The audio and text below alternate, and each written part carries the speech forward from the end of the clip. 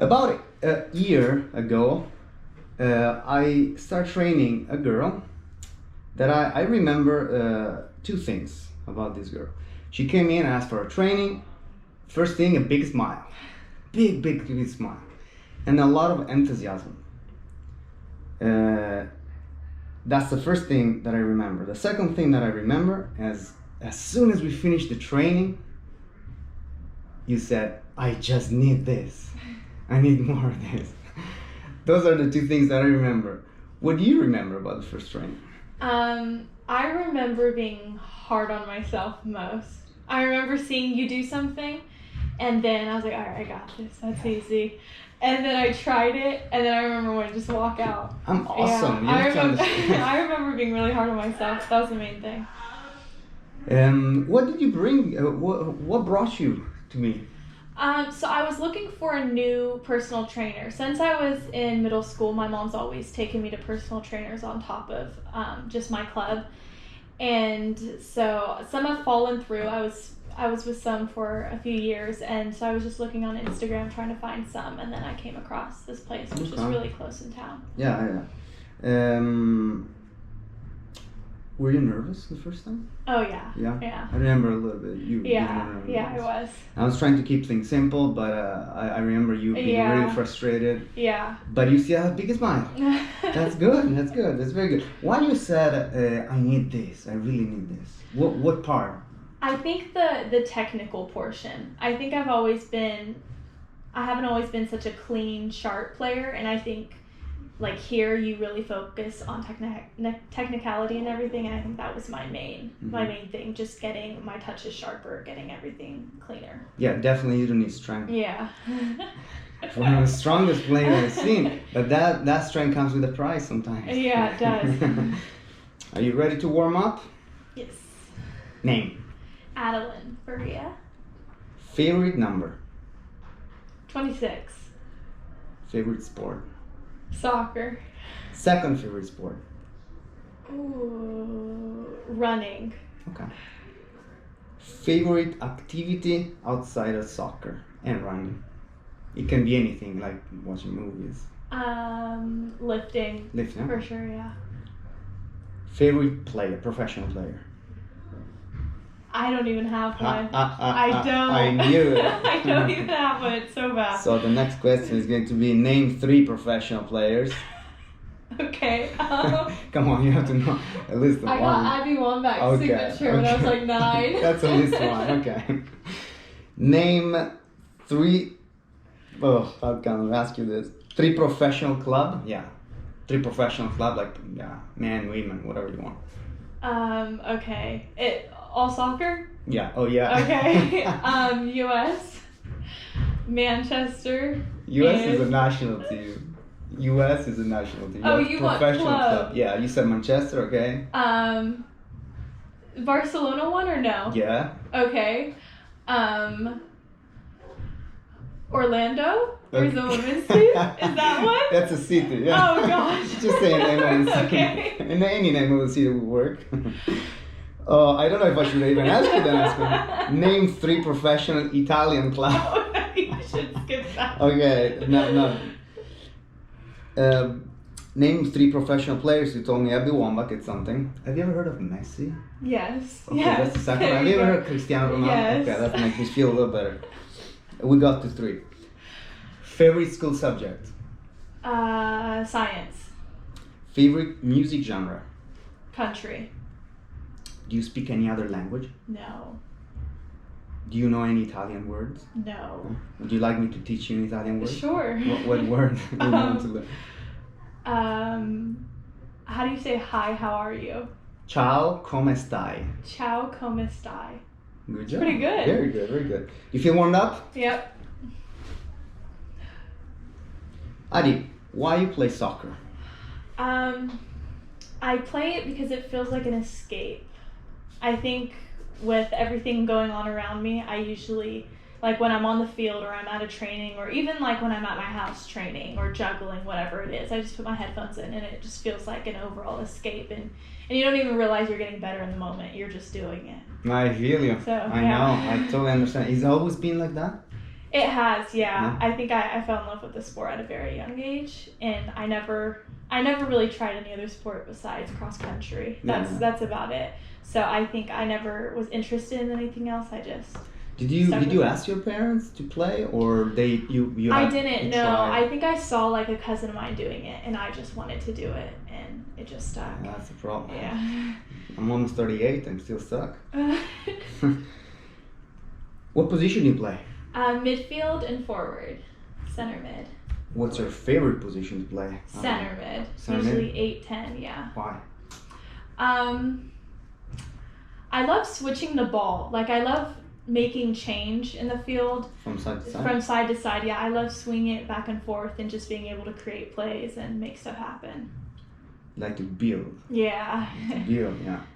Which is not always common in this It's not, in the country, no. in the Yeah, system of it's this country. not, It's not yeah. it's not common. What is the most exciting thing about a game? I think switching the You- field yeah, for you- me you're it talking, is, yeah. Of course, scoring is always fun, Always. and there's always an excitement there. But I definitely think seeing the ball go from one side to the other and then seeing a play happen, just Mhm. knowing it's because you made change. Are you one of those players that see things on the field that sometimes the teammates don't, and so they're late? I feel like I am, yeah, just because being in the middle, you kind of see over everything. Yeah. Oh, you like the reaction light work that we do. It's gold for that Mhm, position. It's yeah. very important, huh? How much winning influence how you feel about your performance? So let me explain. Let's say your team is winning. Your team win a game, but you Mhm. have a very, very bad performance. How do you feel about that win and about your performance? Oh, I still feel like crap. Uh-huh. Yeah, I think if winning is obviously big, and I'm obviously competitive, but it's never been everything for me. I've never been so wrapped up around the score. I've never been that player, but I've definitely walked off the field whether we've won the game by so much and just been so hard on myself just because of my performance, or we've had losses and I did well and I walked away feeling great about it just because of what I've done on the field. So it is about individual Yeah. performance, a little bit more about team. And let me tell you, that's why I decided at one point to help individual players, because it's at younger age, especially a college picks up one player, two players, not the whole team. Yeah. And priority changes during Mhm. during like a young player's journey. Somebody really is into it, somebody a little less. But it's about your performance first. If one of my old coaches used to say, if in 11 performances 5 or 6 are not good performances, there's not even team. There's not even a team. Yeah. So a team is made by individuality. How do you stay motivated during those days that you just don't want to train for whatever reason? Let's see. And it could be different from team training to an individual training or weight training. Yeah. I think you just do it, really. At the end of the day, there's some days where I don't want to do anything. I think it happens to every athlete. It happens to every Absolutely. player where you just kind of hit a wall. And I think getting past that wall is just doing it. And there really has been some days where maybe I haven't done anything, and I do get hard on myself more on those days than others, but I think just doing it, just getting out on the field. And usually it starts with getting out on the field alone. Like I'll just take time alone to just really train and just recoup on those kind of days. And usually you feel it's more like a physical problem, like your body feels tired, or is a mental battle? Oh, I definitely think it's mental. It is. Yeah, because soccer is a year-round sport. I think it's just as physical as it is mental, and I definitely think with me, sometimes it's a mental thing, just really having to get over it. Let me tell you out something. there. It's not just you. It's everyone. Yeah, it's real. Yeah, it's everybody. Still today I have mental problems to work out sometimes, and nobody's pushing me. I don't have to do it. But after how much better you feel after you do Oh, it. so much better. I really do. Yeah. Once I get out there, especially when I push myself. So during my trainings, mainly when they're alone, I'll set a goal for myself. All right, we're going to do 10 hills. We're going to do this, that. We're going to focus on this today. And then once I do complete it, that's when I really feel accomplished. After I set goals. And sometimes it's better. I mean, if you have a 50% during the day, if you give that 50%, is enough. One of my old coaches used to say that the best training, the most useful training are the training when you done when you don't want to train. When everybody's good, when they're fresh and motivated. When you don't want to do it and you still do it, that's the best. Because in the game, you will have those moments of struggle, and you have to get through that. Yeah, that's when you have to fight through. I agree. Are you a student of the game or just a player of the game? Are you one of those players that want to know everything about the game, asking questions, the when, the why, or you're one of those players that, coach, tell me what to do and I'll do it? I think I'm a little bit of both. Usually when I'm just told to do something, I just do it and I get it done the way they want it. But at the same time, I've always found myself during a game or at halftime really questioning some of the plays we did, or why we did it this way and not this way, or why did this happen, or giving my input. So I do definitely think I'm a mix of both. Yeah. Here, let me think. You always being pretty curious here. Yeah. Right? You always ask, and I love that part. I always encourage players to ask questions to me, at least. Yeah. Some coaches don't like it. I think it's important because it allows me to exchange. Yeah. It's an exchange. Yeah. When I explain something to you, because you ask me a question, it's a really weird thing happen. It's like while I'm explaining to you, I'm explaining to myself. I'm clarifying to myself. It's really strange. How to do it, yeah. It's important to me too sometimes. What's your last thought before a game?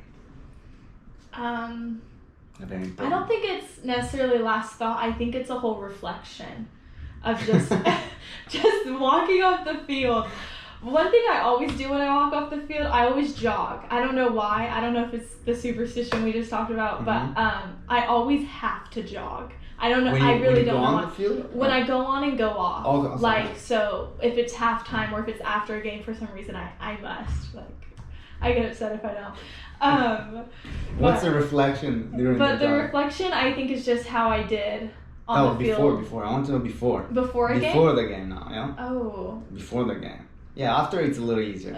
After to reflect, it's easier. I think just knowing what I want to get done and what I want to focus on that day. So if we practice set plays or something that week, just really reflecting on and reminding myself of them and how we can incorporate that into the game, especially in the midfield.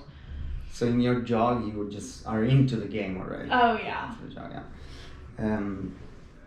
So the next question was if you have any lucky superstitious rituals. So you told me already, it's the jog. Jog. On and off the field. You literally never walked on the field? Oh, I'm sure I have, but every single time I see the field I'm about to get out, it comes to mind, like, you have to jog. You have to do it. How do you find focus? Like your jog, of course, is right before, but my question is a little bit broader. Do you find focus the night before, the day before? You have a routine that you follow, even naturally, without really planning it out? I think a few hours before. Of course, I prepare like the night before and what you eat and everything. That's just that's just overall average. But I definitely think a few hours before. So like on some of my club teams, you'd see people like goofing around or messing around, like, and I've always just been like so quiet, like just putting my stuff on. So I definitely think that's just like reflecting on it now, talking about it. I think that's something I do, is really just kind of try to tune in. It's a ritual. Overall. Yeah. In sports psychology, I've studied that, like putting your armor for war. So like really? you're changing like your mental, you're getting ready. Your mental state, really. So putting it for me as a player, that was huge. Yeah. And it was locker room too, so that was even more important. But putting on your armor for the battle, it can change your mental state, attitude. It's very important. When I coach teams, I used to have a rule. A lot of time, all the clubs, honestly, that I saw over here in the US, they already come with their jersey on. Oh, really? That I saw. My rule on the team was that you're not. The jersey is for the game. So you need to put the jersey right before the game. You're warm up. Take it off right after the game. the jerseys for the games, not to go eat outside, and it's very important. That's because I wanted the switch in the head of the players. That's smart. Mental. How much soccer is an individual sport within the team sport? In your vision, in your experience?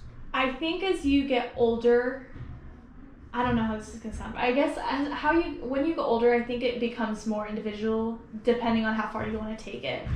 So, for example, like going to huge tournaments like Surf Cup or the Vegas or whatever it is, like at one point you have to realize it's individual because the coaches don't ask about the score. They're not asking, scouts aren't being like, hey, is it 3-2? Yeah. What is it? They're really just focusing on the player. And I think that's something that was so important to me is how I did on the field and everything. Is just because it is individual to some point. It really is. I agree. But it definitely is a team sport too, because they also do see how you react with other players and Absolutely. how you do come together. It's absolutely a team sport, but I agree with you. It's definitely more individual It than is, people yeah. would It think. really is. You're alone on the field. You are. You really Aren't are. you? You're alone You with your are. mistakes. Like Oh, I yeah. have this. I was 10 years old. I have this memory of me missing the penalty, probably the most important penalty of my life Wow. against a professional club before I was going to a professional club, and I was alone. I was totally alone. I felt alone. Yeah, my teammates, my parents Yeah. tried to cheer me up. I was alone. You are Wow. alone. on the You are. field. You really are. You're alone with your mistakes, and it's something you have to learn to fight in your head. Yeah. Let's talk about this thing. It's so being alone. We were saying that you were saying that you're alone also in college because everybody's there for the same for the same Everyone's there reason, for the same reason. for the same spot, for the same. It's a competitive. Yeah. Even within the team, and that what actually makes you a better player, I think. Mm-hmm. The competitiveness. I was telling you, one friend out of 20 years of career, pretty good high level. Mm-hmm. One friend out of that. There's no friends. Oh yeah. You can have friends once you're home. And maybe it's one of your teammates, maybe Yeah. not, but otherwise there's really no friends. This is a Mm-hmm. very important thing. A lot of times younger players start, of course, for the social aspect, and it's so important. But as you get older, it's you. It you is, it's yeah. you and your ambition, right? Yeah, it really is. I can completely relate. I have some really close friends that I grew up just playing competitive soccer when I was little, and we're still great friends today, and we all go off and do our own thing, and we're all playing for different college teams now. But when you get to that higher level, it's who's starting this week, who's on the roster, who's going to travel to Arizona this week. Like it's definitely something that you got to fight for. This as an is so individual. important for the younger players to hear. Yeah. The younger girls, especially, I would say. It is a little bit having the chance to coach boys and girls. I think girls, they tend to want to be friends at all costs and more often. Boys, they will just want to play. These younger girls, they take it serious. They need to hear this. You don't have to be friends at all costs. Yeah. What are you learning from all this? From all these how many years you playing now? Let's see, 14. 14 Started when I was years. 4. Yeah. What are you learning in life? You can take from the soccer field? Discipline. Definitely discipline. I felt like I've always been pretty disciplined with the sport, just because when you do it all year round, you have to be. Yeah. Like you learn to be over the years. But definitely going from this transition into college, I think it's definitely been discipline with myself, and not even just on the field, but off the field with your trainings, or how you eat, or how you hold yourself in the classroom. Overall discipline. You're in charge of yourself. You are, pretty yeah. much. Yeah, you There's are. nobody looking, hey, you have to do this. No, it's you. You Yeah. do it and you perform, or you don't perform. Exactly. Tell me one thing that you like and one thing that you hate about the game. One thing I like is like the drive it gives you, like getting on the field. One thing I hate, the nervousness. I get nervous really easily. Before, yeah. Before, yeah, or like During when, also. Or A once little or- bit. yeah. I get nervous when like a camera's on me. That was my worst. I think that's what I hated most is the nervousness it gave me. Okay. And tell me one thing you like and one thing that you hate about training. One thing I like about like huge trainings, I think would be just being able to bounce off of other players and having more people to really work with there. And then I think something about the bigger trainings I didn't like was just like how caught up you can get and not necessarily with the people, just like not working on the technical and the small things. I think with bigger trainings and bigger clubs, when you have 30, 40 plus people, you don't focus on the small little passes. Like they just look past some of those things. So I think that's something that I found really important. Well, we're here. Let's be honest. Tell me one thing that you like about training with me and one thing that you would improve training with me. One thing I like the structure of it. I like how organized it is going from the warm up to the technical part or the passing. One thing you would improve. One thing I would improve about myself? No, about my training. About if your there training. is, Okay. If there is, maybe I'm awesome and there's nothing.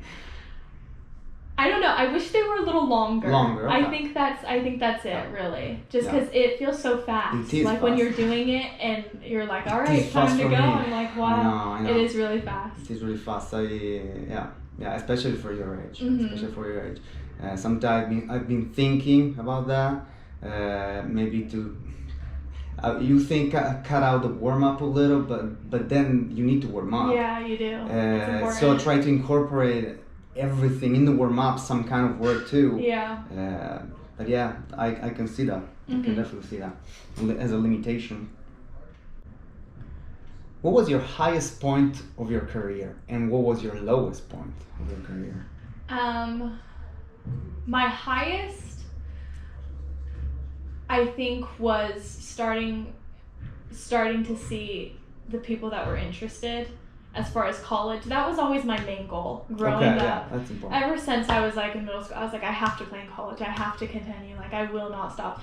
So that was always my main goal. So I think because I was so wrapped around that in school growing up, that was my main goal. So I think my highest was really being able to start having options and not just like, well, I'm stuck with just this one school, I gotta go there. So I think just having those options. And then I think my lowest was just getting frustrated when I wasn't on the field. So like growing up, I feel like in some club teams I was a little overlooked, and I think when I did see an opportunity to play in front of someone or something like that, I think I did see it kind of crushing when I wasn't able to, or I didn't do good in front of a certain coach, or so yeah. That's part of the individual mental It is, thing. yeah, it really is. How do you deal? These links very well. How do you deal with doubt and fear? In the past, how do you dealt in the past, and how you deal right now? If something changed. Let's see. I don't know. I haven't really thought about that.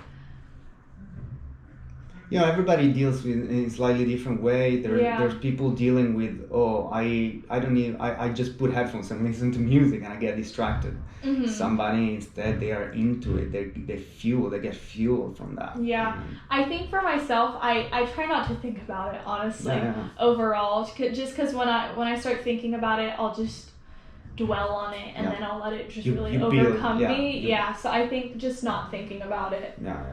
That's your natural reaction to it, or you think of not thinking. Oh no, I'll dwell on it all day. I will, and I think that's when I really just catch myself like, no, like we can't focus on this. We gotta keep going.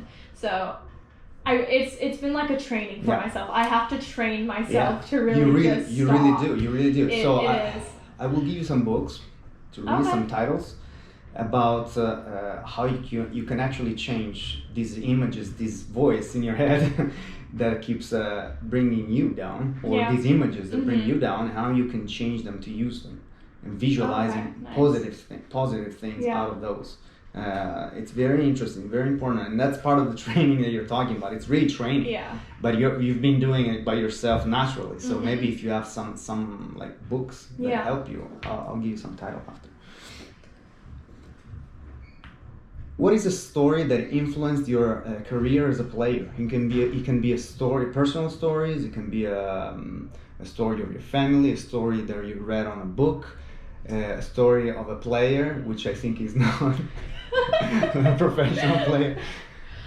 I don't know. I don't think I really have a story that's influenced me. I think I have a person. I think my mom definitely has. I don't really have a story, but I do definitely have a person. I think just because I've seen her and how hard she works and how much she's put into my trainings, or how much she's like, we can do personal training all week. We can, you know what I mean? Just how much money she's put into everything. I think it's just kind of made me want to be that much better, and it's made me want to drive that much more. It's so much. We were talking with somebody else last week. How much sacrifice is also for the really parents. is, like money wise and also time wise, all the driving, which is also money, all the driving.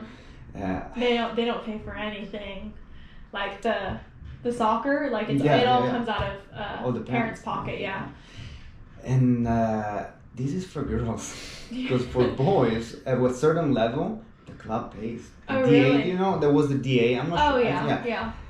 The club pays. Yeah, they'll pay for their. But their the travel. same DA of girls, they don't. They don't pay. That's interesting. That would be interesting to understand why. What's your next chapter? Which you already kind of started. The next chapter I did start it. I had my first semester. I think just. What college? We didn't. William Jessup University. Okay. It's there in Rockland, California. It's a little up north from here. Mm-hmm. I think now it's just setting goals from being there. I know we talked about this before I left to college. You were like, write down your goals on a paper. It was like a little tree, you kind of branch off of it. I ended up doing it, and I found it super helpful. And even when I got there, the head coach had us set goals for ourselves, for the team, and everything. So I really think just for this new chapter is just setting goals. And it's flexible. That little tree, that little chart, you can change. You have to change it. Otherwise, that means you stay a year ago. You have to change. You can change it. You have to change it. You have to, and out of that, it will come out very interesting stuff as you change it. It's very interesting. And if I ask you to close your eyes and dream about something in your next chapter that make you feel really, really good, what that would be? I think it would be seeing myself excel at the school as a player and just as a student of the game, of course, but also just a student overall. Mm-hmm. The major I'm doing it is pretty tough with sports because it is a science major, but it's definitely something that I've really committed to and wanting to see myself excel in as a student and as an athlete. Ari, I want to end on two thoughts about you. I know you from a year, so not a long time, but I have to admire you for a few things. So just last week you trained with a pulled hamstring or pull muscle. In the back. I don't remember how many months ago. I think before you trained with a broken toe. Yeah. Now, or you're very clumsy, or you're not very lucky. I am. But I really am. I have to say, you still train, you keep training. Your ability to bounce back of physical struggle, let's call them physical issues, that they're going to be everyday issues for you if you keep playing, and you keep playing. But that tells me also something about your mental strength. And you say, I'm almost training myself. Sometimes I'm hard on myself. Mm-hmm. Well, how you bounce back from difficult times physically, it tells me also how you bounce back mentally. So how you handle all the stress of this particular situation, this month to go back to college, or we don't go, you go, you don't go. That's a very harsh stress mentally. And so it tells me how much strong you are, not just as a player, but as a person, as a young athlete, and as a person. So I wish you the best and keep training that side, because it's stronger you are mentally in your life and better it's going to be. I want to thank you. Thank you for having me. Did you have fun? I did, yeah. That's It was fun. a lot of fun. Thanks. Okay, so we go training. Hopefully you don't get injured All anymore. right. Thank you, Adi. Thank you. Okay, that's cool. Right Nice. away. Look at that. Perfect. 150. That's good. Perfect. It was fun, huh? It was That's fun, good. yeah. And then when you come back, we can follow up. We can do another episode. Yeah.